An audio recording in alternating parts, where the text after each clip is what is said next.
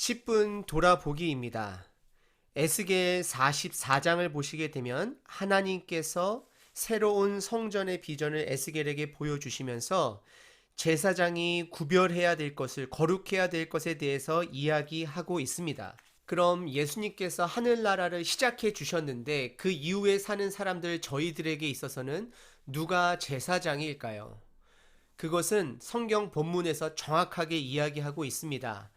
베드로전서 2장에 나와 있습니다. 여러분들 한번 찬찬히 살펴보시길 바랍니다.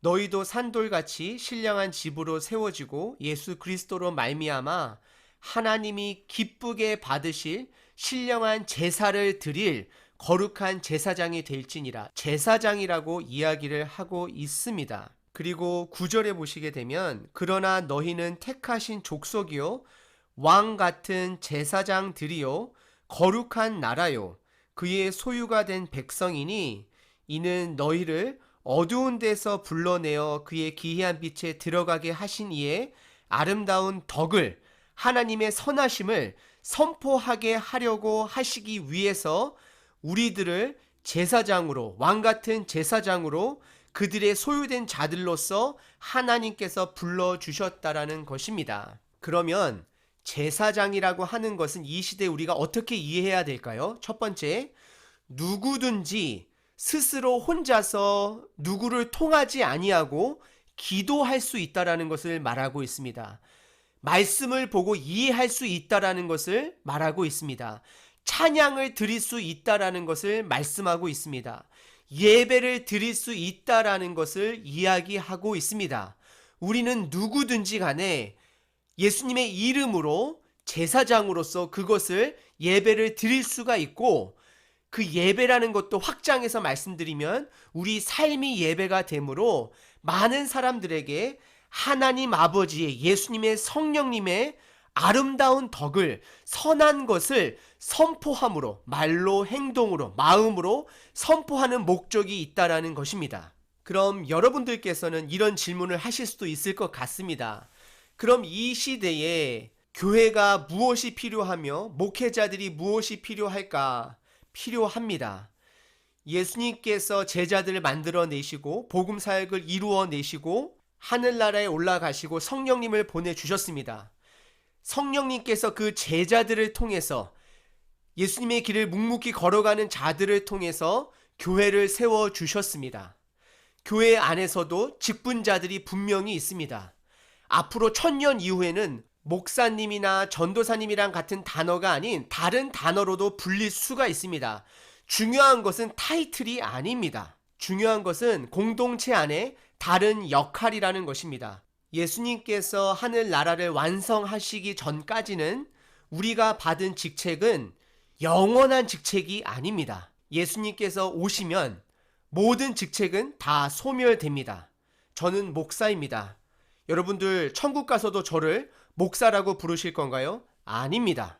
우리는 다 같이 형제 자매인 것입니다.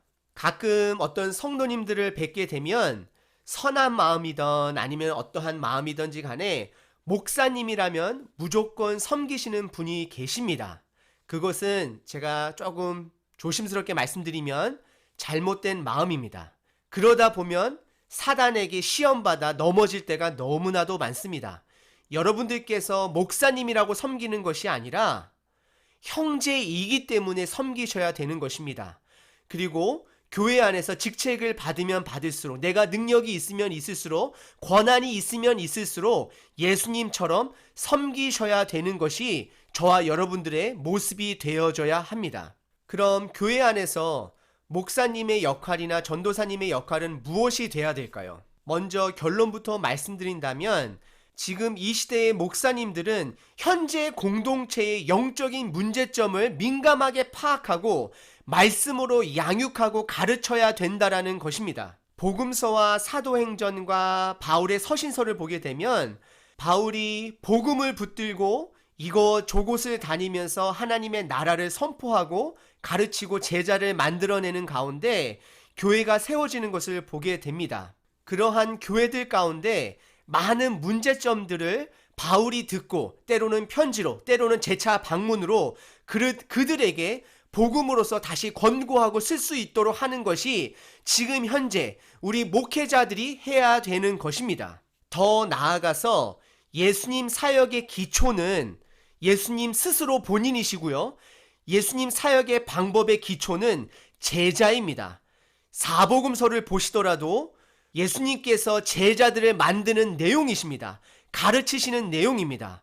교회의 뿌리는 예수님입니다. 그 예수님께서 교회를 제자들을 통해서 세우셨습니다. 목회자분들 그리고 성도님들, 제가 지금부터 나누는 것을 서로 비방하는 데 목적이 되어진다면 우리는 사단의 시험에 넘어지는 것입니다. 목회자분들, 저를 포함해서요, 우리가 목회자 이전에 제자여야만 됩니다. 목회를 하는 것과 제자를 만들어내는 것은 때로는 다를 수가 있습니다. 성경 공부를 인도하는 것과 제자를 만들어내는 것은 다를 수가 있습니다. 신방을 하는 것과 제자를 만드는 것은 다를 수가 있습니다. 예수님께서 병자들을 고치신 것과 제자들을 만드는 것은 달랐습니다. 예수님께서 모든 사람에게 말씀을 가르치는 것과 제자들에게 풀어서 말씀하시는 것은 달랐습니다. 목회자분들께서는 저보다 말씀을 많이 아시기 때문에 이 시간 한번 내가 제자의 삶을 살고 있는지를 한번 돌아보시기를 바랍니다. 성도님들도 제자를 만드셔야 됩니다. 교회에는 제자들이 모인 곳이 교회입니다. 언제까지 본인이 직접 복음을 증거하지 아니하고 믿지 아니하는 사람들에게 교회로 데리고 오고 목회자들에게 데려가고 언제까지 계속해서 끌고 오는 역할만 하시겠습니까?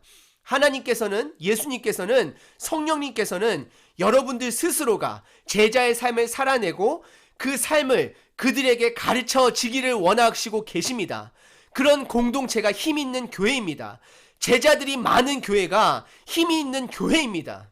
우리는 모두가 다 예배를 드릴 수 있고 찬양을 올려드릴 수 있고 기도를 할 수 있고 하나님의 말씀을 이해할 수 있는 다 제사장입니다. 하지만 예수님께서 아직 완성하시지 않으셨기 때문에, 재림하시지 않으셨기 때문에, 아직 오시지 않으셨기 때문에 우리 공동체 안에는 초대교회와 동일하게 수많은 많은 문제들이 있습니다. 그것을 서로가 지혜 있게 해결하기 위해서 사도들이 사람을 세웠습니다. 그래서 지금 현재도 우리는 사람을 세워가고 있습니다. 하나님의 나라를 이루기 위해서 부족한 사람들이 모여서 서로 직분을 세워가며 하늘 나라를 만들어 가고 있는 것입니다. 하지만 저희들이 기억해야 되는 것은 이 직분은 영원한 것이 아닙니다.